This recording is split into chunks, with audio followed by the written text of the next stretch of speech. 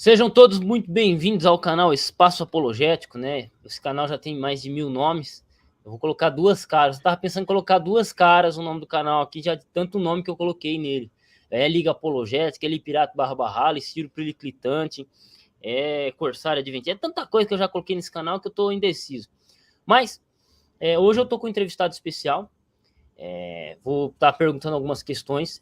Antes que alguém fale qualquer coisa, ele tem um ponto de vista bem interessante no tocante a essa questão da alma, né?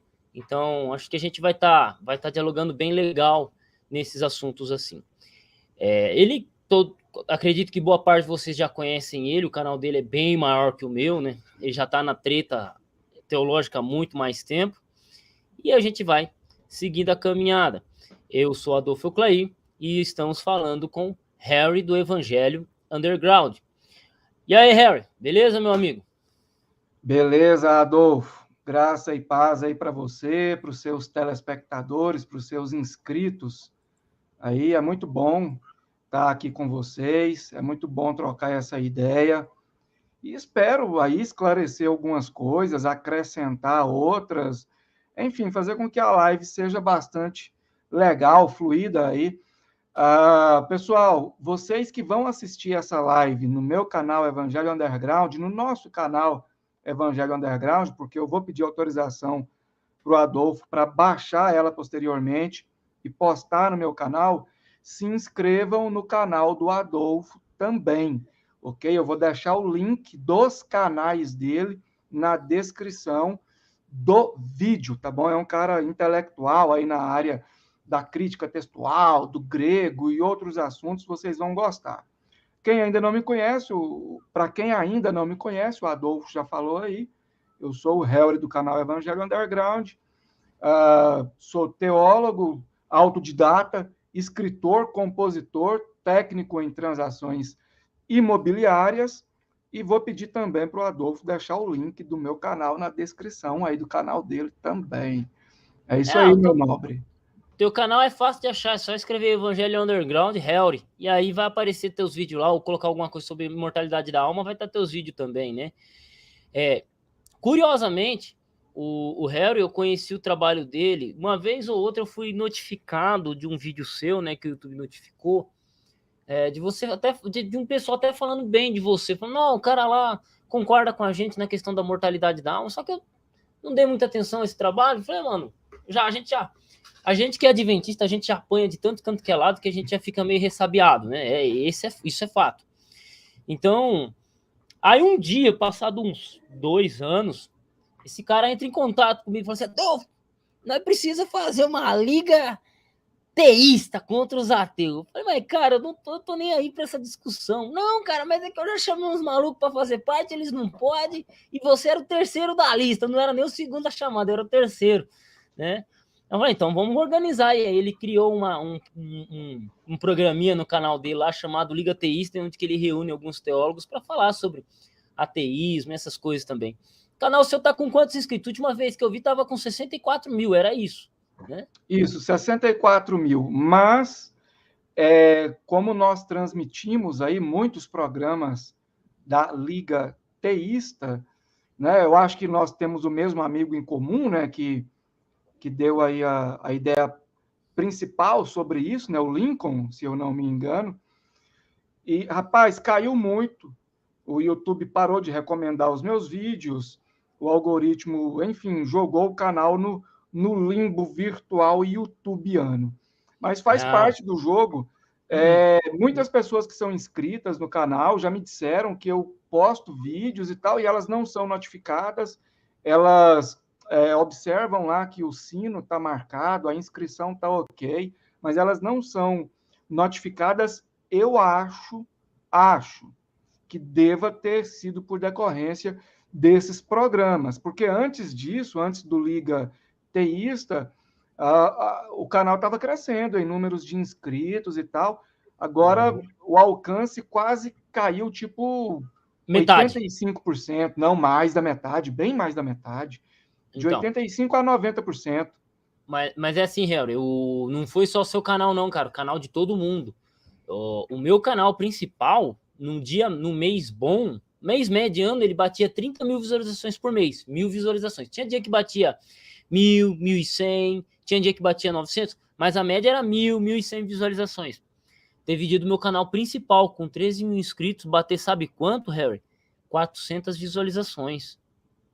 Tá ligado? E meu canal tem 1.800 vídeos, cara. Não é um vídeo, 2 vídeos, 100 vídeos. É 1.800 vídeos. Bater 400 visualizações é pouco.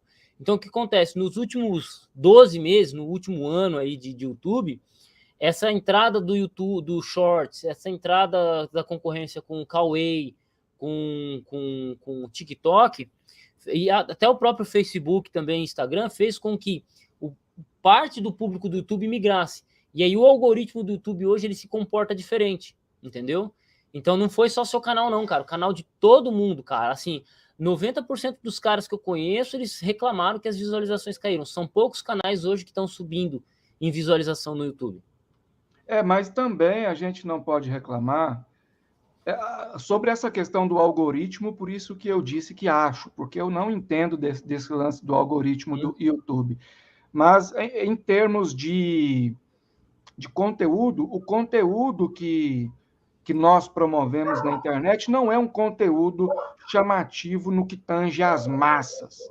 Se você quer produzir um conteúdo chamativo no que tange às massas, se você quer movimentar um grande público, faça merda. Vai dar certo. Bom, não é o que eu faria, mas se você quiser que dê certo, lógico, existem alguns canais no YouTube que produzem conteúdo de excelência e são grandes e continuam crescendo.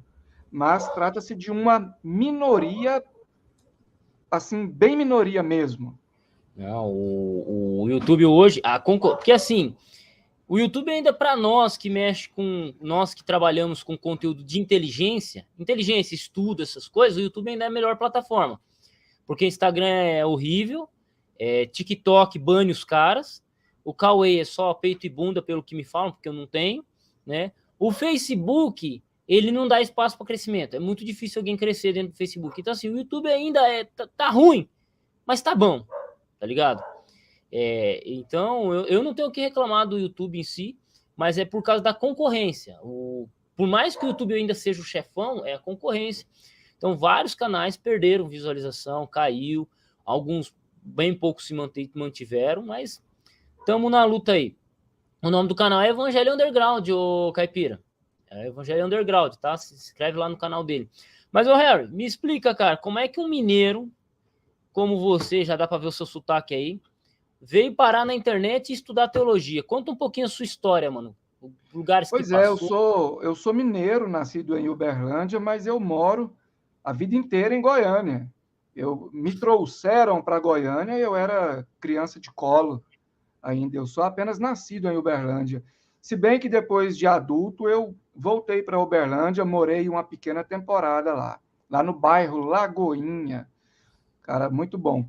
E sobre a questão da teologia, Adolfo, eu comecei novo. Isso no ano de 1996. Eu era adolescente, certo? E foi onde eu comecei ali a fazer minhas primeiras anotações acerca do livro do Apocalipse, certo? Inclusive, os meus alunos, os meus inscritos que estão assistindo essa live aqui, ou vão assistir depois, porque eu vou postar depois no meu canal, não façam como eu. Não comecem pelo Apocalipse, tá bom? Eu comecei pelo Apocalipse porque eu não tinha tanta noção assim na época. Isso em 96. Né? Eu era bem novo e tal, mas já era um cara muito aficionado, muito apaixonado por essas questões que envolvem aí o fim do mundo, as profecias finais e tal. Ouvia aqueles discos assembleanos do Deixados para Trás, né? Aquela questão do arrebatamento, e tinha um outro lá das trombetas e tal, e tinha um que falava da grande tribulação também, dos escorpiões, e enfim, eu era muito, muito apegado nessa questão. Aquele filme mesmo do Bruce Willis, com aquele outro ator famoso, não lembro o nome do outro agora, o Armagedon, eu assisti aquele filme, quase decorei as falas dos personagens lá. O próprio filme, né, do Deixados para Trás, assisti muito, principalmente quando eu era pré-tribulacionista, né? Então eu sempre fui muito ligado nessa questão aí da escatologia, do fim do mundo, dessas profecias finais e tal. Então eu comecei em 1996, lendo o Apocalipse, fazendo ali algumas anotações, né?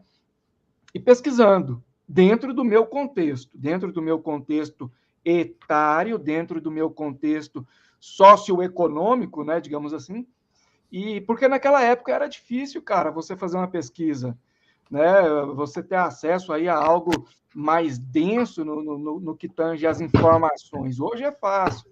Hoje nós temos a internet, nós temos praticamente o mundo inteiro nas palmas das mãos. Aí o celular, ele é praticamente um computador de bolso, né? Então hoje é mais fácil. Mas quando eu comecei naquela época, cara, fazendo essas anotações do Apocalipse e tal, pesquisando ali questões sobre o arrebatamento, inclusive mesmo hoje, sendo pós-tribulacionista, eu fiquei muito tempo no pré-tribulacionismo, no pré-milenismo dispensacionalista. Enfim, foi uma época turbulenta da minha vida, porque foi no ano que minha mãe faleceu. Minha mãe faleceu no ano de 1996. E, por outro lado, foi onde eu comecei a descobrir esse mundo, né, da teologia, principalmente da escatologia, que hoje é aí a minha matéria preferida dentro da teologia. Eu atuo na teontologia, na soteriologia e na escatologia, ok? Já estudei as outras áreas também, mas, querendo ou não, o Adolfo aí também entende o que eu estou falando, querendo ou não, a gente acaba tendo preferência por uma matéria ou outra, né? E aí, cara, em 2009, 2010, eu comecei a escrever artigos para sites, blogs. Na época, eu não me lembro o ano, eu criei um blog também, mas não movimentei muito e participava de forma apologética, aí, né, dentro do campo da apologética, melhor dizendo, em comunidades do Orkut, né? Aí na questão da escatologia, na questão dos desigrejados, na época era bastante polêmica essa questão. Hoje já amenizou mais, né? Mas na época, quem lembra aí vai entender o que eu estou falando. Gerava muita polêmica esse assunto. E em 2011, cara, isso foi em 2011, eu estava conversando com um amigo meu no serviço sobre questões teológicas e tal. E ele falou assim, cara, a minha avó, ela está sendo extorquida teologicamente, ela está sofrendo aí um estelionato religioso, digamos assim. E eu perguntei para ele, como, cara, como que isso está acontecendo? E ele falou, olha, pastores estão induzindo ela a entregar o dinheiro da aposentadoria, enfim, tudo que ela ganha, ela entrega para esses pastores, ela está até sem comprar os remédios dela e tal, e eles estão prometendo que ela vai ser curada sem a necessidade de tomar os remédios e etc. e tal. E por que você não fala sobre isso no YouTube? Eu acessava o YouTube de vez em quando, nem era tão familiarizado assim com a plataforma. Detalhe, esse amigo era ateu, tá bom? Não sei se ele ainda é ateu hoje, já tem um bom tempo que a gente não conversa. Mas os primeiros vídeos, pelo menos os primeiros 3 ou 4 vídeos do Evangelho Underground, foi ele que filmou, eu conversando e ele filmando com um celular que eu tinha, um Nokia, não lembro agora o modelo do Nokia, mas foi um dos primeiros Nokias de touchscreen, né? Então eu sentei ali, comecei a falar e ele filmou e a gente colocou no YouTube e nasceu o Evangelho Underground. Lembrando que assim, você falou que começou a caminhada em 96, né? Até a caminhada teológica. 96 não existia internet E as provas nossas, elas não eram nem xerocadas, nossas provas eram passadas no mimeógrafo, que você vinha com a prova com aquele cheirão de álcool. De álcool, isso. Você já tirava nota ruim com cheirão, já saía da prova Primeiro alcoolizado. entorpecente a gente nunca esquece, né? Primeiro entorpecente, exatamente. Eu sou de 90, tá, Harry? Eu não sei quantos anos você tem, mas se Eu você sou era de adolescente... 82. 82? Então, você é 10 anos mais velho que eu. Eu ainda consigo compreender porque eu peguei o final dessa época, sabe? Até 2000, 2002, até 2003 as provas eram mimeografadas. Depois disso, a máquina de impressão tomou lugar, né? A impressora já tomou espaço 100%. E a partir de 2004 a internet começa a fazer parte da nossa vida também, mas de maneira muito arcaica, né? Você não tinha site, você não tinha gente produzindo conteúdo, você tinha lá. Você tinha o YouTube tinha lá o Jesus Negão, a Briba Fala, uns 2 ou 3 vídeos de alguma coisa, alguma música Havaianas de pau. Havaianas de pau, exatamente. Alguma coisa assim, mas não existia essa cultura de produzir conteúdo. O YouTube, ele começou a febre de youtuber mesmo a partir de 2015. A partir de 2015 é que você teve um monte de gente entrando na internet, porque até 2015 você quase não tinha canal no YouTube. Você não tinha nada aqui, isso aqui era mato até 2015. Até 2015 era mato. O Harry, ele já sabe que ele está aqui antes de 2015. Você não tinha canal de teologia, você não tinha canal de estudo. Era poucas coisas, né?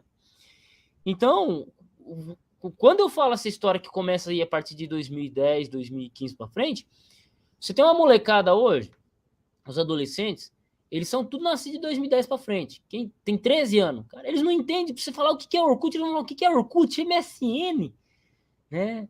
O que é assistir filme na televisão, eles não sabem o que é isso. Hoje, quero assistir filme, assistir no celular. Quero jogar, joga no celular. Não é isso. Jogou Super NES, Mega Drive, 64. Eu joguei Atari, para você ter uma ideia. Não, Atari eu não cheguei a jogar, não, cara. O bagulho é muito antigo, então. Você é velho, hein? Né?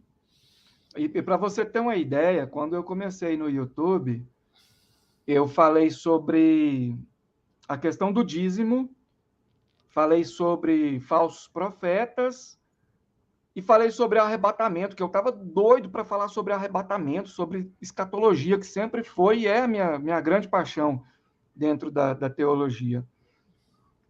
E já comecei pegando pedreira, cara.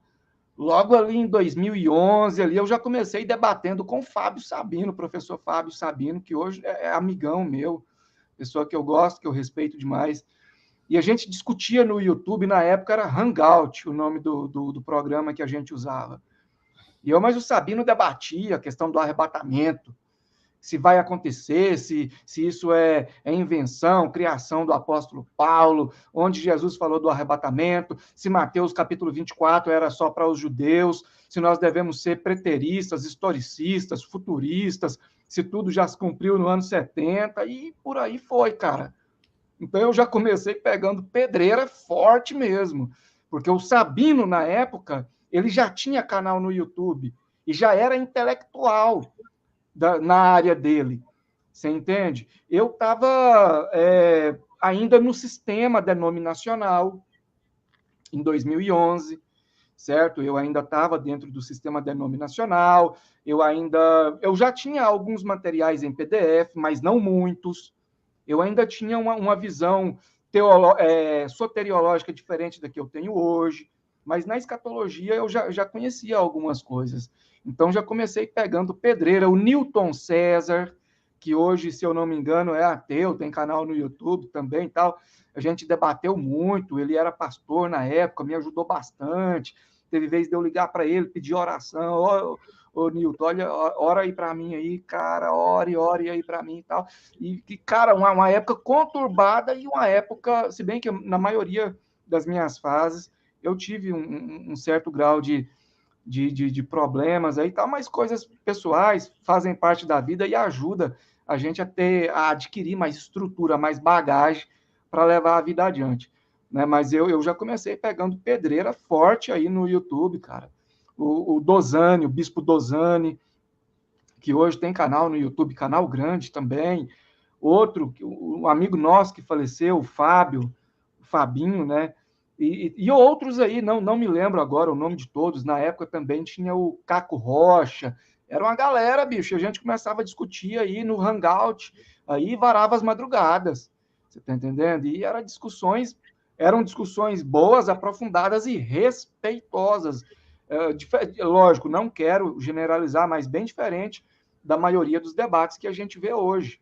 Entende? Hoje em dia, repito, sem generalizar, os debates se tornaram aí guerras de egos, brigas de torcidas organizadas. Não tem aquela busca pelo conhecimento. Olha, será que eu estou certo? Eu quero ver se eu estou certo, eu quero descobrir, eu quero desvendar, e se eu estiver errado? Hoje já não tem, hoje virou tipo a galera do Lula e do Bolsonaro, independentemente deles estarem fazendo porcaria, vai ter gente defendendo e pronto, acabou. Os debates estão se tornando esse tipo de briga de torcida organizada, guerra de egos, então é complicado. Repito, não estou generalizando. Não, mas o brasileiro sempre foi assim, isso é complicado. É que acontece o quê? Quando descobriram que o YouTube dava dinheiro, porque eu ainda peguei o YouTube em 2015, 2016, que é assim, você publicava 3 vídeos, dava 100 visualização, você já era monetizado, né? O meu canal já entrou monetizado porque eu tinha um blog também, eu tenho blog, esse blog até hoje, mas eu não movimento muito ele, que eu já entrei monetizado. Meu primeiro ano de YouTube eu ganhei 16 centavos de dólar, meu primeiro ano de YouTube. Então, assim, quando o pessoal percebeu e descobriu que isso podia dar dinheiro, porque viram o Castanhari ganhando dinheiro, viu Portas do Fundo ganhando dinheiro, Felipe Neto, aí todo mundo começou a entrar para o YouTube, mais pessoas começaram. Então, hoje existe profissão de youtuber, tem a profissão de vender canal. O cara cria um canal, faz o canal crescer e vende o canal grande. Então hoje tem um mercado em torno disso. Tem gente ensinando a você crescer dentro do YouTube. Então, hoje o YouTube é um grande ecossistema, e tanto mercadológico que existe. Mas a gente eu ainda peguei esse finalzinho mesmo também, de que aqui não era nada, cara. O meu canal foi o primeiro canal, não é que foi o primeiro, né? É um dos poucos canais que tratavam de crítica textual puramente simples. Você não tinha canal falando de crítica textual, né? O único canal que mexia com alguma coisa era o do Sabino, que era mais voltado para exegese. Mas a questão não é essa, a questão é, estamos aqui, o chicote vai estralar, e particularmente para mim é um prazer ter você aqui, Harry, porque eu já fui... Eu agradeço. Já fui umas 2 vezes, no seu canal, eu falei, agora tá na hora de você vir no meu, né? Então é isso aí. Temos uma pergunta aqui, temos uma fala do Francisco, que é o seguinte: boa noite, minha alma imortal anda tão cansada que até o fantasma da ópera me ofereceu férias, né? E tem uma fala aqui, né, do Francisco também. Qual é a verdadeira natureza da alma imortal? Sua origem e destino após a morte física, considerando as diversas crenças filosóficas existentes. Fala um pouquinho sobre as generalidades disso aí para nós, o Helry. Põe na tela, fazendo favor. Pessoal, olha, o Adolfo, ele gosta de pregar umas peças na gente de vez em quando, tá? Eu conheço o Adolfo, ele é bagunceiro, e eu nem sei qual é o título que ele colocou aí na live. Ele estava me dando sugestões de títulos aí. Evangelho Underground matando as almas imortais. Olha aí para você ter uma ideia. Só para você ter uma ideia. Adolfo, essa questão da alma, ela é mais complexa do que muitas pessoas mostram no YouTube. Às vezes a pessoa lê um trecho isolado, onde tem alma, corpo e espírito, a pessoa esquece do paralelismo sinônimo, ela não vai levar isso em conta, ela não vai levar as implicações, certo? Por exemplo, você dentro da crítica textual, você já deve ter lido Paróspo, claro. Sim. Dentro da questão que eu gosto muito, que é as implicações lógicas, eu uso muito a hermenêutica, a exegese, você também usa, claro. Então, nós sabemos que um princípio básico, dentro da hermenêutica, é que a Bíblia tem que explicar a própria Bíblia. Se eu estou explicando a Bíblia a partir de mim mesmo, eu não estou fazendo exegese. Eu não estou extraindo, eu estou inserindo. Então, eu estou fazendo exegese. E o princípio básico da hermenêutica, você já deve ter lido também o Aspiral, né? É que a Bíblia tem que explicar ela mesma. Quando você está lá em Gênesis, a Bíblia diz assim, ó, parafraseando, tá bom? E Adão tornou-se uma alma vivente. Existem várias cambalhotas, com todo o respeito do mundo a quem discorda de mim. Eu não estou falando das pessoas, e sim das argumentações. Argumentações cambalhotescas, certo? Em cima disso. Qualquer premissa, qualquer premissa não, perdão, qualquer conclusão que não nos remeta à ideia de que o homem tornou-se uma alma vivente, é uma conclusão que sai da premissa lógica. Eu gosto muito dessa questão da lógica, eu estudei muito aí essa questão do aristotelismo, tomismo, né, dentro aí da escolástica e tal. Então, qualquer conclusão sobre a alma que saia da premissa lógica, qual é a premissa lógica? O homem tornou-se alma vivente. A conclusão colocou a premissa lógica em colapso, a conclusão não pode ser verdadeira. Se a conclusão precisa que você entenda que o homem ganhou uma alma, ao invés de ter se tornado uma alma vivente, se a conclusão te faz entender isso, ela colocou a premissa lógica em colapso. Então, essa conclusão ela não pode ser verdadeira. Basta você estudar o princípio básico do silogismo, que você já deve estar careca de estudar. Né? Então, é mais ou menos isso. Então, o homem, ele tornou-se alma vivente. Por implicação, nós podemos entender, por exemplo, inclusive um parênteses, peço que o pessoal que está assistindo não use trechos de minha fala de forma isolada, certo? Por implicação, nós podemos entender o seguinte: o Adão modelado em barro, aquele Adão, de forma grosseira falando, aquele Adão boneco de barro, ele era uma alma sem vida. Ele não era uma alma morta, porque para morrer tem que ter vivido. Ele ainda não tinha vivido. Então ele não era uma alma morta, mas era uma alma sem vida. Então Deus sopra o fôlego nas narinas de Adão.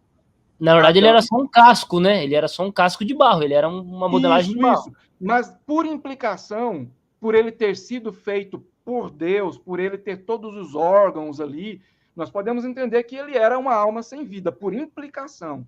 E quando Deus sopra o fôlego de vida nas narinas de Adão, ele torna-se uma alma vivente. Ele não ganha uma alma vivente. Porque se ele ganhou uma alma vivente, onde essa alma estava antes de ter sido inserida ali nas narinas de Adão, né? Ela já era consciente antes de ter sido inserida nas narinas de Adão.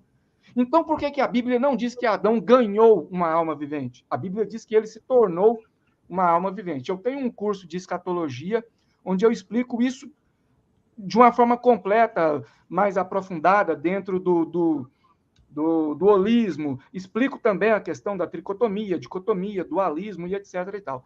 Mas, resumindo, Adão torna-se uma alma vivente, ok?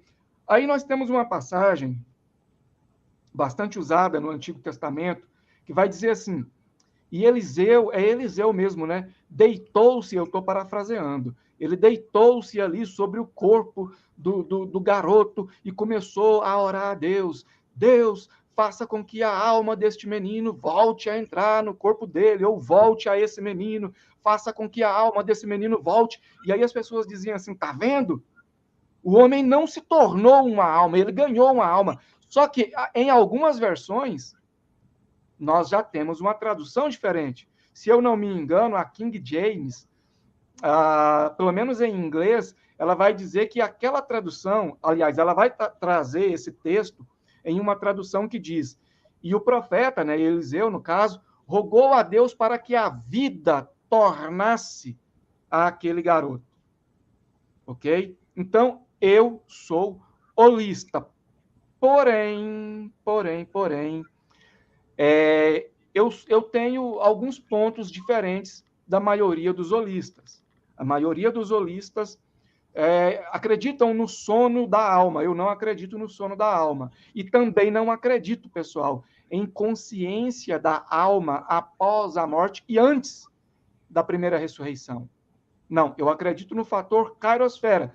Você morreu, seu corpo vira pó, seu espírito volta para Deus, o tempo para de contar para você, você já abre os olhos no dia de sua respectiva ressurreição. Se é justo a primeira, se é ímpio a segunda. Ou seja, se a partir do momento que o seu espírito retorna para Deus, passa 1 milhão de anos, para você vai ser como um fechar e abrir de olhos. Certo? Você não vai sentir essa transição, ok? Por isso que nós vamos chegar todos ao mesmo tempo. Já nós temos aí os tricotomistas, os dicotomistas, que acreditam nessa questão da consciência da alma pós-morte, antes da primeira ressurreição. E aí eles vão interpretar, com todo respeito, de forma equivocada, a parábola do Lázaro e rico, certo? Que não fala de pós-morte, o intuito não é esse. E se a gente levar a parábola do rico e Lázaro ao pé da letra para defender um pós-morte, vários outros contextos da Bíblia vão entrar em colapso.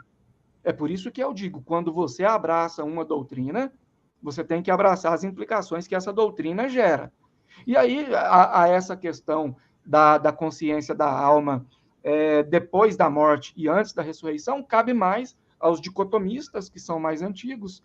A maioria, inclusive, na patrística, era dicotômica, e aos tricotomistas, né, que vão absorver alguns conceitos platônicos aí e tal, né?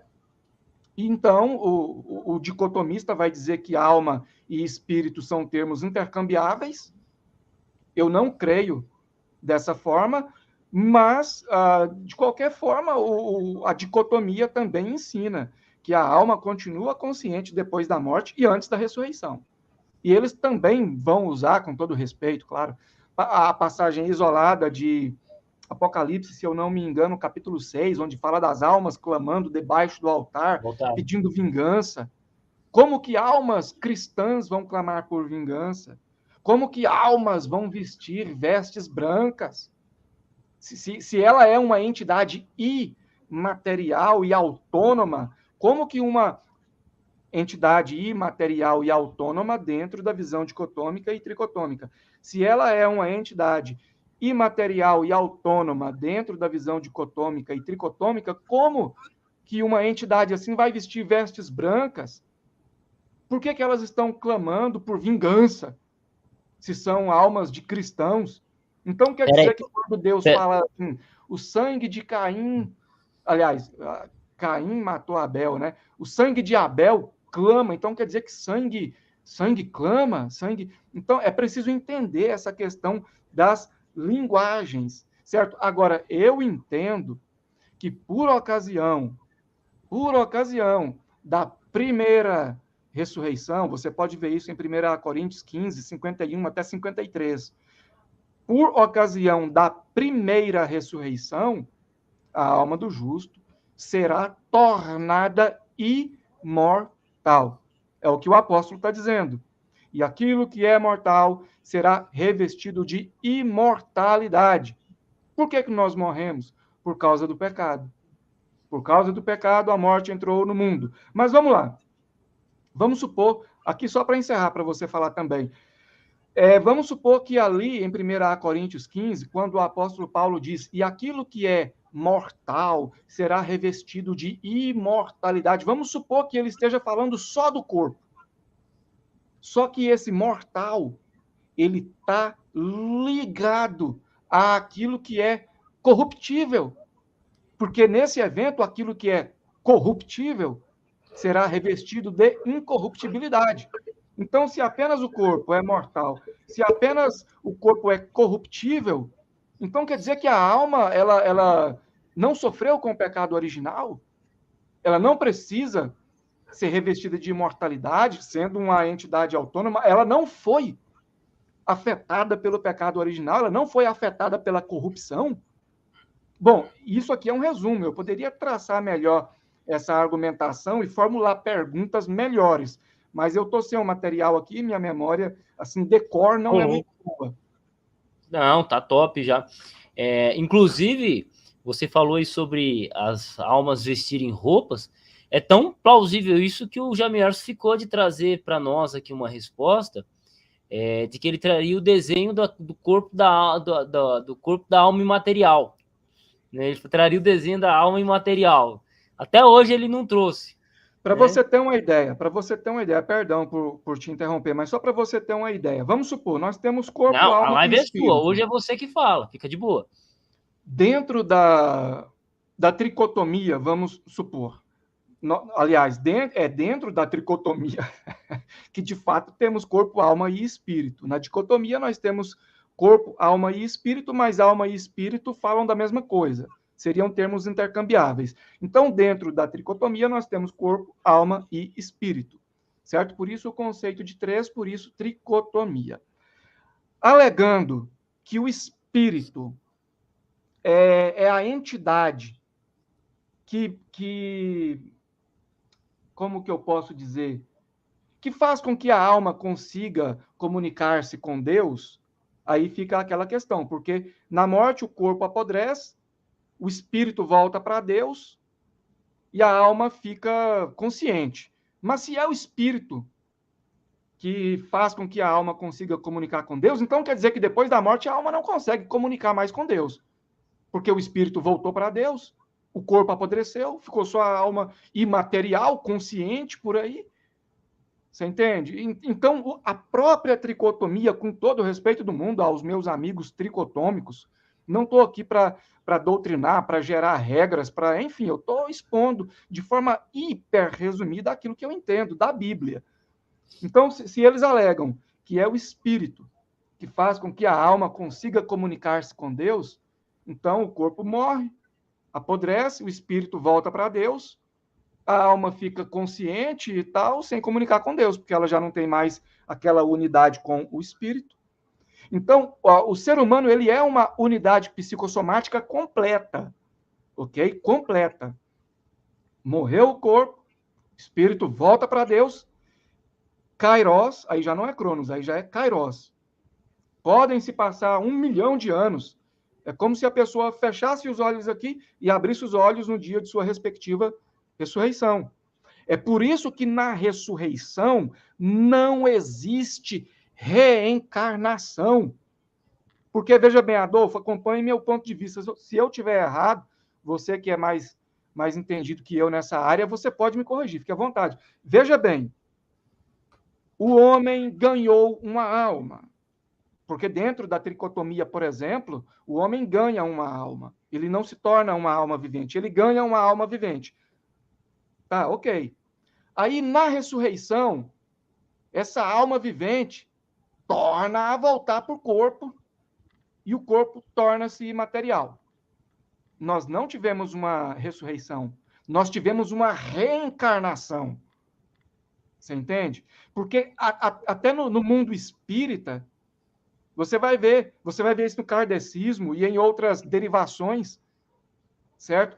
Quando a alma adentra um corpo, é encarnação.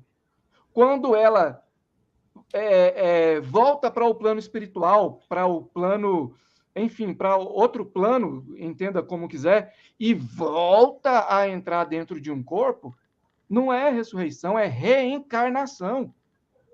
Então, o apóstolo Paulo, lá em 1 Coríntios 15, estaria narrando uma reencarnação, porque aquelas almas que estão voltando aos corpos, elas estiveram nesses corpos anteriormente, aí o corpo morreu, a alma foi para o céu, ficou consciente, e agora na ressurreição ela volta para o corpo. Não é ressurreição, é reencarnação. E eu, particularmente, respeito quem acredita em reencarnação. Inclusive, tem cristãos que acreditam em reencarnação. Eu respeito, discordo, mas respeito. E não entendo que em 1 Coríntios 15 o apóstolo Paulo esteja falando de reencarnação. Ali ele está falando de ressurreição. Agora, entenda lá como ressuscitar algo que é imortal. Enfim, isso aqui é um resumo, pessoal, é um resumo Eu tenho uma aula completa, com PDFs, no plural, e uma videoaula completa sobre isso. Aí eu explico, inclusive dentro daquilo que o Adolfo gosta, que é a linguagem original ali, embora eu não seja professor nessa área, mas tenho acesso aos léxicos, né, aos dicionários aí, programas e tal, coisa que quando eu comecei os programas não existiam, mas existiam os dicionários dessa grossura assim, e que custavam aí mais de um salário. Não era qualquer um que tinha acesso naquela época. Então, Não. sobre a alma, resumidamente é isso. Uhum. Você entende? As pessoas esquecem dessa questão do paralelismo sinônimo, esquecem que nós não podemos ter uma conclusão que coloca a premissa lógica em colapso. Isso é questão de exegese para iniciantes, para principiantes, perdão pelo pleonasmo, mas é uma questão óbvia, é uma questão assim que até o leigo entende. A minha conclusão não pode colocar a premissa lógica em colapso. E a premissa lógica é que o homem não ganhou uma alma vivente, ele se tornou uma alma vivente. E aí a pessoa pode fazer a argumentação cambalhotesca que quiser. É um direito da pessoa, eu respeito, certo? Mas o meu ponto de vista bíblico, resumidamente falando, é isso. E aí a gente pode tecer algumas derivações, algumas explicações aí a partir de outras perguntas e tal, mas por enquanto é isso. Caraca, você resumiu toda a questão, tudo que eu levaria horas para falar em 20 minutos, 25 minutos. Temos uma colocação aqui, o Fábio, eu quero responder essa pessoalmente, né? Se é eu, é pessoal, né? E a questão da divindade de Jesus na morte, os imortalistas usam muito isso. Só que nós temos que entender o seguinte, Fábio, Jesus Cristo, ele era monogenês. O que é monogenês no grego? Ele era único de sua espécie. Jesus, ele é um misto do divino com o humano. Eu, o Harry e você, nós todos os seres humanos pecadores, nascidos de mulher, da relação natural do homem e da mulher, nós somos seres humanos, 100% humanos. Jesus é diferente. Jesus, ele é a divindade encarnada na humanidade. Você vai ver João falando que ele tabernaculou. Jesus, ele existia antes de encarnar. Nós só passamos a existir depois que a concepção. Jesus, ele já existia antes da concepção. Então, não tem como a gente falar de alma imortal, ou imortalidade da alma, ou mortalidade da alma, com base em Jesus, porque ele é o único do gênero dele. Ele foi gerado pelo Espírito Santo. Ele já existia antes. Né? Ele fala, eu vim do Pai. Por que ele falava vim do Pai? Porque ele estava junto com o Pai. Ele governava os céus e a terra. Então, ele fazia isso. Algum de nós aqui estava no céu antes de vir para cá? Não. Então, pô, a premissa básica para isso não serve. Quer falar alguma coisa aí, ô Harry? Então, Jesus era um rapax legômenon. Ele era único. Jesus, ele é único de sua espécie. É isso que diz. Então Jesus não era humano? Não, ele era humano porque ele encarnou no corpo humano. Mas Jesus, ele não era pecador, ele não tinha pecado. Ao contrário de nós somos humanos e temos pecado. Então, temos diferenças entre Jesus e ser humano que não dá para levar tudo. Inclusive nessa discussão da alma. Por quê? Porque a questão de Jesus ele já tinha uma pré-existência. Fim de papo. Ou todo mundo aqui tem uma pré-existência antes de então os espíritas estão certos, porque eu tenho lembranças de vidas passadas, é antes de eu encarnar nesse corpo. Então o espírita está certo, se a gente for usar esse conceito de Jesus. E no texto bíblico não fala que a gente que a gente existia antes da criação, da concepção. Ponto. Pode ficar à vontade, Adolfo, pode ficar à vontade. Não, a minha fala é essa, eu estou querendo deixar você falar um pouco também, que é isso. Não, sobre essa questão de Jesus aí eu não vou adentrar, você sabe por quê? Porque é o seguinte, a maioria dos cristãos acreditam na trindade atanasiana. Nós temos aí uma trindade em Tertuliano, na época da patrística, claro. Nós temos aí alguns outros conceitos intermediários, nós temos Orígenes, nós temos Ambrósio, se eu não me engano, E depois nós temos a segunda trindade mais forte, que é a trindade atanasiana, que, inclusive, ela advém de um credo atribuído a Atanásio, certo? Esse credo é até pós-concílio de Nicéia, certo? E então, nós temos aí essa questão da trindade atanasiana, que é a trindade que os católicos e protestantes acreditam. Eu respeito demais, mas eu sou monoteísta simples. Eu não acredito na trindade atanasiana. Eu acredito em Deus, único, ato puro. Só existe um ato puro. Quem faz o curso, quem me acompanha, sabe o que é ato puro. Né? Nós já estudamos isso no aristotelismo, no tomismo, na escolástica, ok? Então, só Deus é ato puro. Nós temos Jesus, que é o Filho de Deus, externado do próprio Deus, substância de Deus, e nós temos o Espírito Santo de Deus, que não é um terceiro Deus em um conjunto de três, mas sim o Espírito de Deus, conforme a Bíblia relata. Então, Deus e Espírito Santo seriam termos intercambiáveis, certo? Eu tenho um livro sobre isso chamado Monoteísmo Simples. Quem quiser adquirir, entre em contato comigo. Os detalhes no comentário fixo do meu canal. Não vai estar aqui no canal do Adolfo, mas aqui no nosso canal Evangelho Underground, na descrição e no comentário fixo. Então, eu não creio na trindade atanasiana, certo? Eu creio no Deus, no Filho do Deus, que é a substância do Deus. Né? Inclusive, a primeira trindade, em Tertuliano, tinha um teor subordinacionista, coisa que não ocorre na trindade atanasiana, que foi a trindade abraçada pelos católicos, consequentemente pelos protestantes, e eu respeito, certo? Então, eu creio no Deus, no Filho do Deus e no Espírito Santo do Deus, mas não creio na trindade atanasiana. Ok? Respeito quem crê, quem quiser falar qualquer coisa de mim aí também, eu não tenho problemas com isso. Inclusive, o Adolfo falou aí no começo da transmissão acerca dos adventistas, né? Que levam aí, que são atacados de ambos os lados e tal. Algumas pessoas já falaram de mim aqui no YouTube também, já criaram espantalhos de mim, já disseram coisas sobre mim, coisas que eu nunca disse. Já disseram que eu defendo coisas que eu nunca defendi. Já disseram que eu ataquei coisas que eu nunca ataquei. E isso, de certa forma, trouxe algumas pessoas até mim. Essas pessoas estão no canal até hoje.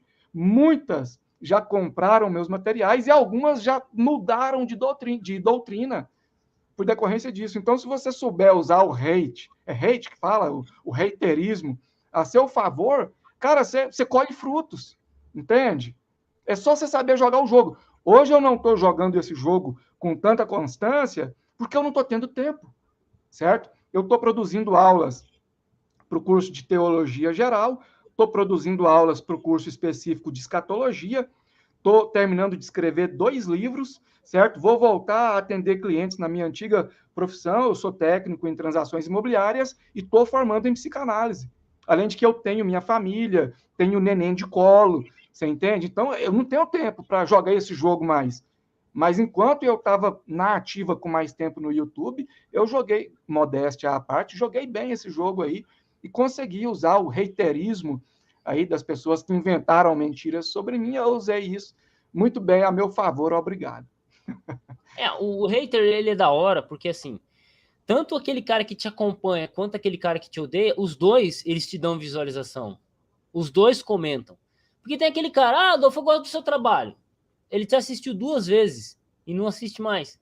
Ele é inscrito no teu canal, tem o sininho, mas ele não te acompanha. Agora, o hater não. Tudo que você faz, tudo que você fala, ele pontua, ele anota, ele te ama. Ele só te odeia. O amor e o ódio... Eu já recebi testemunhos de ex-haters que já mandaram áudio. Olha, eu era assim, assim, assim com você, falei isso, isso, isso de você na internet, vi vídeos falando isso de você e fui conferir. E quando eu fui conferir, eu vi que você não era nada daquilo. Comprei seu material, hoje mudei de ideia, estou contigo, não abre, é nós, estamos juntos. Até hoje somos amigos, conversamos aí, né, na internet, até porque eu, Adolfo, eu separo muito bem essa questão de doutrina e pessoas, certo? Por exemplo, eu já fui calvinista, já defendi dupla predestinação com unhas e dentes, certo?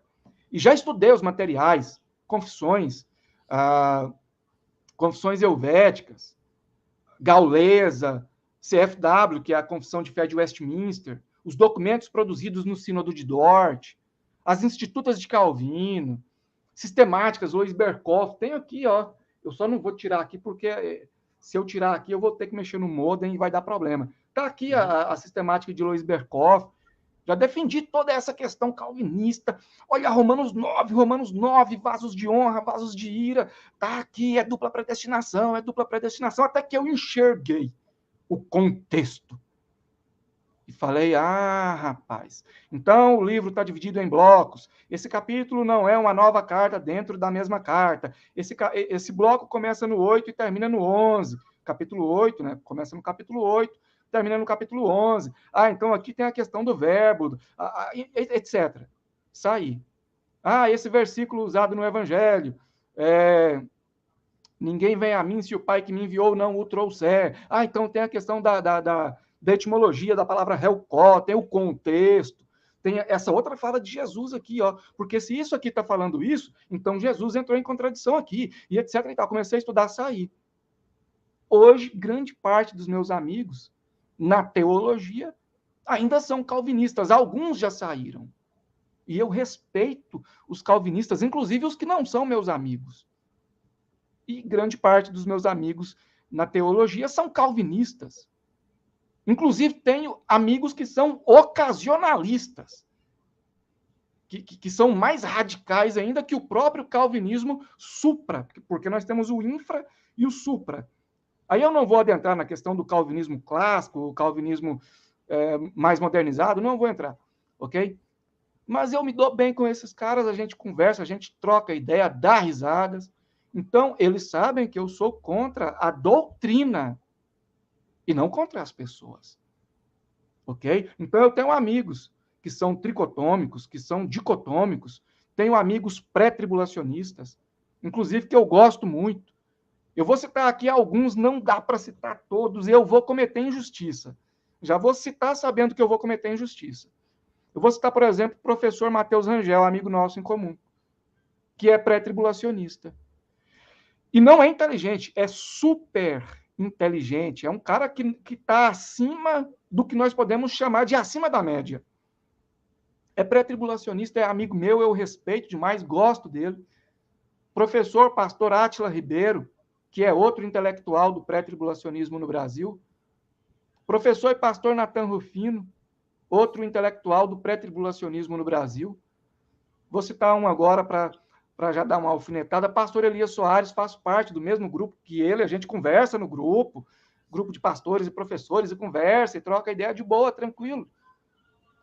E o pastor Elias Soares é imortalista, ele acredita que a alma fica consciente depois da morte, antes da primeira ressurreição e tal. Ele é pré-tribulacionista, ele é pré-milenista dispensacionalista, ele é trinitário atanasiano, e não tem problema em respeitar a pessoa. Não é porque eu sou contra a doutrina que eu tenho que ser contra a pessoa. Então, eu sei muito bem separar essas coisas. E isso me trouxe uma vantagem dentro desse jogo do reiterismo. Você entende?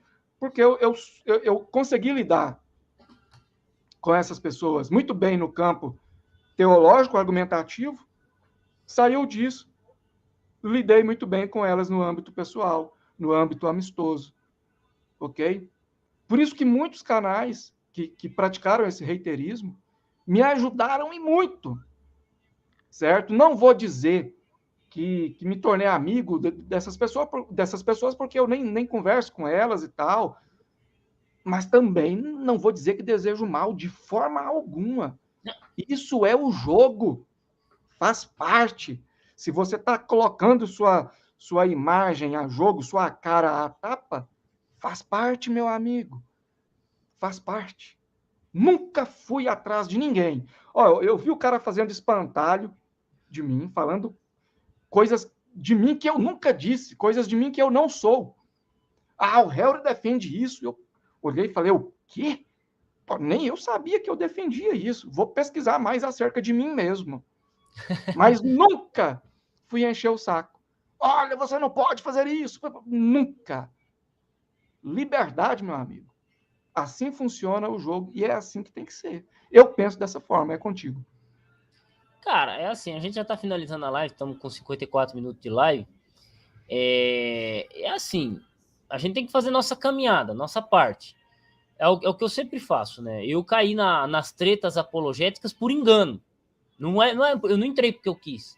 Eu entrei para defender um amigo. Que eu, discussão teológica, eu quero que esse cara que se lasque. Defender doutrina, eu sou adventista sétimo dia, mas eu não quero, não vou ficar discutindo isso com o pessoal. Só que eu vi injustiça com um amigo meu, um cara que eu conversava na época, né? Faz um tempo já que eu não converso com ele, o Sérgio Monteiro, e foi bem numa época que estavam criticando ele acerca dos fariseus, né?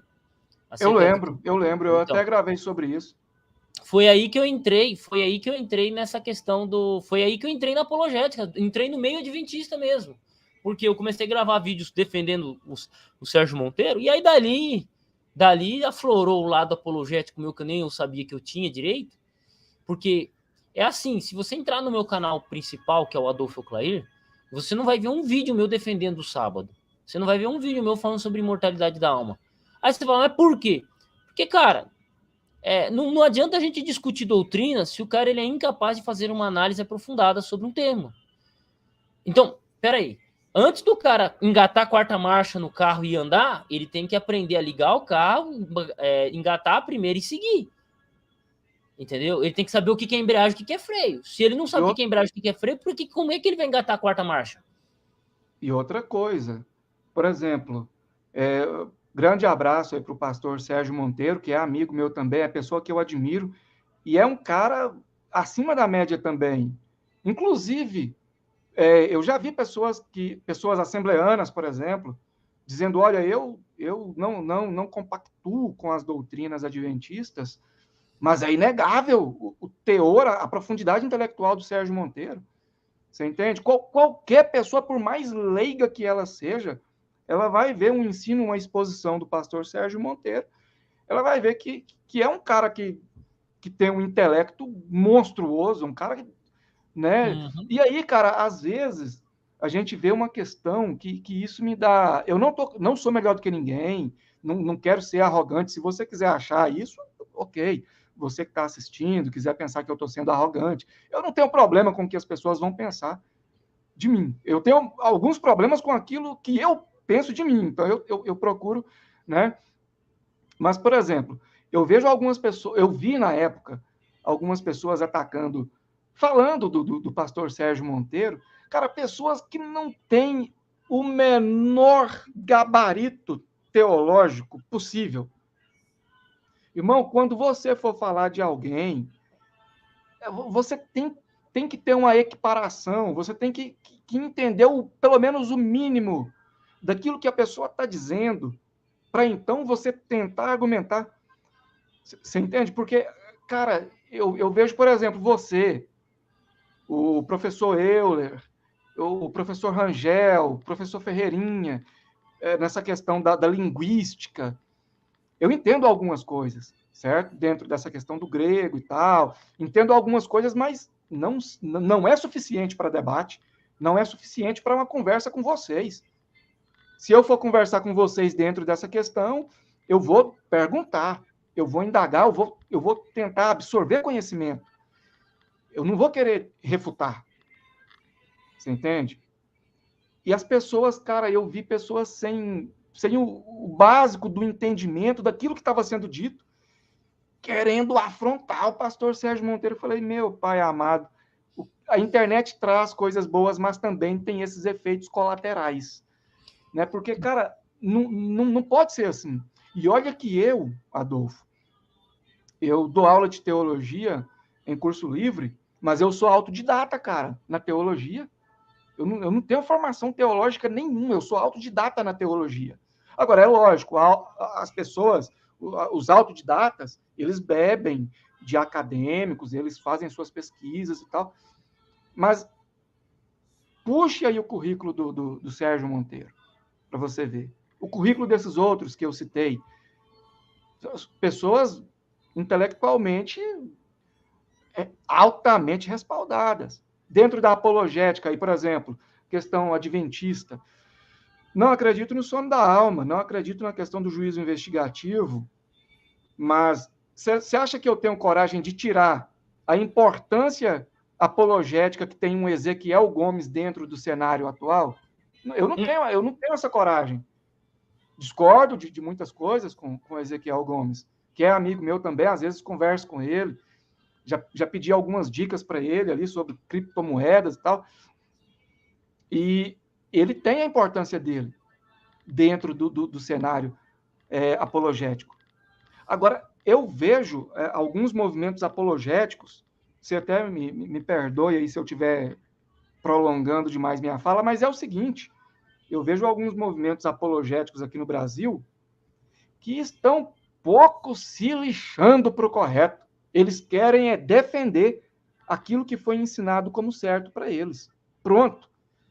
Eles não querem saber. E eles vivem incorrendo em ad hominem. É ad hominem, ad hominem, ad hominem. E você não vê uma argumentação, você não vê uma explicação que elucida, que esclarece, que fala acerca do problema. É ad hominem. Ponto. Você entende? Então, isso é uma vergonha, como diz aquele jornalista que fazia telejornal no SBT, sei lá. Isso é uma vergonha. Você está entendendo? E olha que eu não sou apologeta, ok? Eu atuo na teontologia, na escatologia e na soteriologia. Mas é uma pouca vergonha o que acontece com a apologética. Não estou generalizando, mas é uma pouca vergonha o que acontece com a apologética, muitas das vezes, aqui no Brasil. Ok? Por exemplo, só para encerrar, eu sou pós-tribulacionista. Citei aqui o professor Rangel, o professor Átila, que são pré-tribulacionistas roxos. E a gente pega no pé um do outro ali no grupo ali, brinca e troca ideia, e às vezes sai faísca e tal, mas ali só tem pessoas mais velhas, todo mundo maduro, pastor, professor, a gente tem mais liberdade. Mas mesmo eu sendo pós-tribulacionista, eu vejo uma explicação pré-tribulacionista do professor Rangel, Matheus Rangel, eu bato palmas. Do professor Átila, eu aplaudo, eu vejo a explicação. Olha, eu não concordo, eu já fui pré-tribulacionista, já ensinei pré-tribulacionismo, já estudei, já examinei o dispensacionalismo clássico, dispensacionalismo revisado, o dispensacionalismo progressivo. Já estudei ali John Darby, a sistematização, os irmãos Plymouth, já estudei, mas saí do pré-tribulacionismo. Mas eu vejo pessoas desse gabarito explicando o pré-tribulacionismo, eu bato palmas, por mais que eu discorde. Mas os caras sabem argumentar, os caras sabem pegar o texto, sabem destrinchar. Isso é apologética. Agora, igual alguns movimentos aí, principalmente um bastante famoso aí, cujo líder eu respeito como pessoa. Por isso que eu disse, eu sei separar a argumentação e a pessoa. Eu vou argumentar contra a argumentação da pessoa e não contra a pessoa. Até porque esse camarada, eu converso com ele às vezes também, ele me trata super bem, já entrevistei no meu canal. Só que muitas das coisas que são defendidas ali naquele meio apologético eu discordo. Principalmente da mecânica usada para defender essas coisas. Ok? Porque além do calvinismo, além do arminianismo, do adventismo, do molinismo, do tomismo, do zumelianismo, e etc., nós somos cristãos. Bom, temos que saber lidar dentro desse campo apologético com respeito e com uma argumentação bíblica, e não com ad hominem e ideologia de torcida organizada. Entende? Então é complicado, cara. É por isso que eu tô fora dessa seara. Quando eu comecei, em 2011, meu amigo, era debate o dia inteiro. Detalhe, e de madrugada também. A gente varava as madrugadas debatendo. E eu tretava mesmo com a galera e tal. E na época o Banzoli também tinha um... O Banzoli você conhece, o Banzoli é outro. Que tá acima da média. Você entende? O Banzoli tinha um blog lá, um site movimentado pra caramba. E o Banzoli também estava ali no Orkut, e a galera... Você entende? Hoje, sem generalizar, é só ad hominem, é só briga de torcida organizada. Os mortalistas contra os imortalistas. Dane-se o certo. Dane-se quem tem mais argumento. Vamos pro ad hominem, vamos mostrar que nós somos mais fortes, nós somos a maioria, vamos gritar mais alto. Não é apologética. Para mim, quem está assistindo não é obrigado a concordar. Você entende? Pode falar aí, Adolfo. Não, cara, é como que eu falei para você. Como é que eu vou discutir doutrina? Por que eu vou discutir doutrina se a pessoa ela é incapaz, se as pessoas são incapazes de fazer uma análise profunda do texto? Se a pessoa é incapaz de fazer uma análise profunda do texto, ela é incapaz de defender uma doutrina. Ponto. Não adianta defender... É você fazer uma maiêutica socrática. O que você defende? Eu defendo a imortalidade. Por quê? Porque isso e isso está, mas de onde você tirou isso? Daqui. Tá. Por quê? Vai aprofundando, a pessoa se perde. Porque a maioria das pessoas, com todo respeito e sem generalizar, não defendem aquilo que elas entendem. Elas defendem aquilo que foi ensinado como certo para elas. É assim que funciona. Essa questão mesmo aí que você citou do Sérgio Monteiro, na época eu lembro, cara, teve um lado do debate que começou a levar as coisas para o lado pessoal. Eu falei, cara, como que pode? Aí o pastor Sérgio Monteiro saiu, falou que não ia entrar mais no âmbito, eu achei legal, bate palmas, é isso mesmo. Começou a partir para o lado pessoal, sai fora. Você entende? Sim. E aí o que acontece? Por exemplo, por que eu vou discutir? Olha só. Por que eu particularmente penso dessa forma? No caso aqui, esse canal eu defendo a minha igreja, é um canal voltado para a defesa da igreja adventista, né? Contar a história, defender e descer além em quem se opor, né? Mas assim, por que eu vou brigar com o cara que é assembleiano? Vamos lá, eu, Adolfo Clair, professor. Por que eu vou discutir com um cara que é assembleiano? Que crê em Cristo, que crê que Jesus vai voltar, que crê na Bíblia como sendo plena palavra de Deus, sendo que tem um maluco dizendo que o nome de Jesus é Deus porco. Sendo que tem maluco dizendo que o nome de Jesus é Deus cavalo. Sendo que tem cara dizendo que Eva transou com a serpente.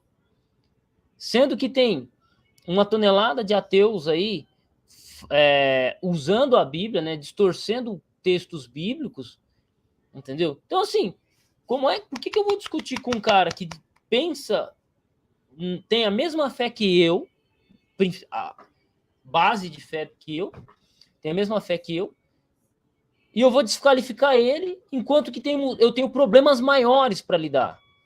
O que uma coisa eu sempre falo, ó, antes, testemunho de Jeová era um problema. Para nós era um grande problema. Porque o nome de Deus não é Jeová, por causa disso, daquilo, papapá. Hoje, testemunho de Jeová, cara, é o menor dos nossos problemas. Que nem você tem uma discordância tocando a Trindade. Ok, sem problema. Sem problema.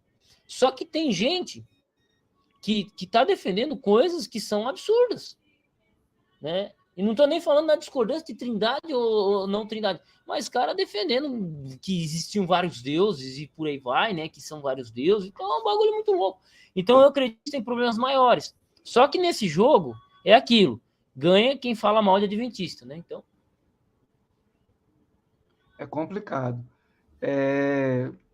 A pessoa tem que saber lidar com isso. O próprio Jesus fala, né? Você pode ofender, eu estou parafraseando, você pode ofender o Filho do Homem, você pode isso e tal, você não pode blasfemar contra o Espírito Santo. Aí o apóstolo João vai dizer, olha, orem, ou sei lá, façam preces para pecados que não são para a morte, mas existem pecados que são para a morte. Com relação a esses, nem adianta orar, eu estou parafraseando. Então, existem doutrinas que divergem daquilo que a gente acredita. Ponto. Por exemplo, o trinitário acredita que Jesus é substância de Deus. Eu também acredito que Jesus é substância de Deus. Eu só não acredito que ele é sempre eternamente distinto, porque isso implicaria que ele teria que ser sempre eternamente distinto ou ter uma personalidade própria antes mesmo de ter sido externado de Deus. Isso implica que nós teríamos dois atos puros, se Jesus fosse sempre eternamente distinto de Deus. Enfim, se nós temos dois atos puros, entraríamos em biteísmo. Mas eu não nego que Jesus é a substância do Pai, Jesus é o mediador entre o homem e Deus. Jesus vai voltar. Ele morreu, ele ressuscitou, foi assunto aos céus, vai voltar para julgar os vivos e os mortos. Ponto. Agora, existem doutrinas. Pessoal, quem quiser aprender mais sobre o monoteísmo simples, entre em contato comigo. Eu tenho um livro onde eu explico isso de forma hiper detalhada. Mas existem doutrinas que ferem o caráter de Deus. E aí sim eu vou discordar. Aí sim eu vou combater. A doutrina, não as pessoas. E isso não quer dizer que eu quero defender Deus. Deus não precisa da minha defesa. Mas quer dizer que eu estou lutando para não manchar o caráter de Deus. E para que o caráter dele não seja manchado. Não estou lutando para defender Deus. Eu sou um pecador, comedor de feijão. Você entende? Então, cara, existem coisas que extrapolam. E para mim, só para finalizar o raciocínio aí, o Testemunha de Jeová, para mim, é uma denominação. É mais uma denominação. Você entende? Não generalizo as denominações, não generalizo as pessoas que estão inseridas em diferentes denominações. Mas, para mim, o Testemunha de Jeová, e isso não é de hoje, certo? Desde que eu entrei aí na teologia, para mim, o Testemunha de Jeová é uma denominação. É mais uma denominação. Certo? Existem muitas. Agora, existem pessoas que demonizam os Testemunhas de Jeová. Ok, você arque com as consequências daquilo que você demoniza. Eu vou arcar com as minhas, você com as suas. É por isso que nós temos livre escolha. Certo? É por aí, é contigo, Adolfo. Não, fechou. Só vou falar aqui e finalizar. Então, o que acontece? A gente tem que olhar o contexto que a gente vive. Né? Hoje, o que acontece? Tem pessoas, tem apologistas que eles não vivem mais em busca da verdade, como você colocou, mas eles vivem em busca de like, de view. Pega aí, cara, pega certos canais apologéticos aí, você vai ver que eles só falam de 2 ou 3 assuntos: mortalidade da alma, sábado, e imortalidade da alma, sábado, e atualmente adventista. Você pega cada 10 vídeos que os caras produzem, de qualquer canal de cara que se diga apologista, normalmente 6 vídeos são sobre adventista. Os outros 4 são sobre o assunto que eles querem falar. Por quê? Isso dá visualização. Polêmica gera engajamento. Mas não é qualquer polêmica. É polêmica em cima de adventista. Por quê? Vamos lá, Helry. Rodrigo Silva tem 2 milhões de inscritos. Se juntar todos os apologistas anti-adventistas que você conhece, não, juntos, somados, não dá 2 milhões de inscritos. O Rodrigo Silva sozinho tem isso. Aí você pega o Leandro 4, 600 mil. Você pega o Michelson Borges, 400 mil. Então, os caras já estão... o adventismo é muito grande na internet. Então, eles para se manterem vivos, eles precisam se alimentar daquilo que eles dizem combater. Mas o problema, Adolfo, perdão por te interromper, mas o problema é que eles... Eu não estou generalizando e nem partindo para o lado pessoal, mas o problema é que eles... É uma análise. O que eu falei aqui é uma análise que eu fiz. É você entrar no canal dos caras e você vai perceber isso. Certo, mas a questão é que eles batem nessa tecla. Eu nem teria nada contra eles baterem nessa tecla. Inclusive, eu também não teria nada contra se eles estivessem falando mal de mim mesmo. Eu estou igual cavalo de desfile para isso. Só que o negócio é o ad hominem. Eles só atacam, tipo, 90% do lado pessoal. E 10% é travestido de explicação bíblica. Quando, na verdade, aquela explicação bíblica... ela tem que melhorar muito para ser classificada como superficial. Porque se eles estão falando ali constantemente contra o sono da alma, por exemplo, que é uma doutrina adventista, contra o juízo investigativo, que é um pilar adventista também, se eles estão falando contra isso, mas se eles estão apresentando argumentações bíblicas embasadas, sólidas, que resistem a um crivo das implicações lógicas e tal, e eles estão... Aí você fala, pô, cara, vale a pena. Agora, vale a pena você... Mas, cara, é ad hominem, é busca por likes, por inscritos. Isso é vergonhoso. Bom, mas está dando certo. Eles crescem, eles conseguem o engajamento. Se fosse para eu fazer isso aqui no YouTube, aliás, se eu quisesse usar disso para ganhar dinheiro, eu não faria isso aqui no YouTube. Eu tive várias oportunidades de ganhar grana com religião, grana. Eu não estou falando de comprar uma boa casa e um bom carro, eu estou falando de grana. Eu tive a oportunidade de ganhar isso com religião. Falei, não, cara, isso aqui nós estamos envolvendo Deus, certo? Eu posso ter o que for, que Deus falar assim, pô, agora eu vou, né, enfim. Então, eu não quis. Agora eu vou fazer isso aqui no YouTube, ficar criando... Lógico, já falei de algumas pessoas famosas aqui no YouTube, mas não é dentro do lado pessoal. E eu mostro a argumentação. Mostro a argumentação e Não, tudo, você falar uma coisa. belezinha. Vamos lá, Harry. Eu gravar um vídeo falando de você, eu gravar um vídeo criticando você é uma coisa. Mas eu gravar 10, 20, 30, 40 vídeos, eu pegar nos próximos 100 dias, eu gravar 2 vídeos por dia falando de você, gravando dos seus vídeos, mano, aí eu já é vou ter que amor, falar né? para você que eu sou casado, né? Aí já é amor, cara. Aí já é amor. É aquilo que eu falo, o amor e o ódio, eles andam juntos, né? E assim vai. Mas, ô Harry, obrigado aí, cara. Já estamos com 1h16 de live. Eu que agradeço. Então, um abraço a todos aí. Não respondemos todas as perguntas, mas é isso aí. E logo, logo eu vou estar de novo no canal do Harry aí. Quero estar trazendo ele de novo aqui. Um abraço a todos e fumos.